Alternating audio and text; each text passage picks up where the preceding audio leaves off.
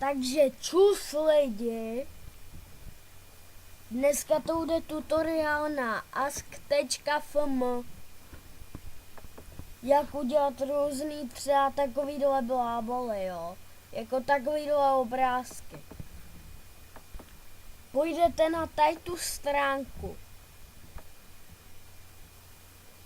Odkaz je v popisku videa.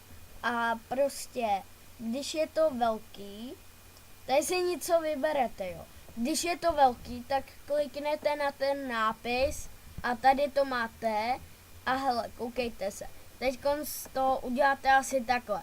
Teď na to takhle půjdete. Ne. Takhle. Takhle si to skopírujete a vložíte to třeba na nějakou odpověď, jo. Já si dám náhodnou odpověď, jo. A hele, koukejte. Takže teď sem napíšu tady to a je to tady. Tak, tady to si nevšímejte. A teď klikněte na odpovědět a máte tam ten obrázek.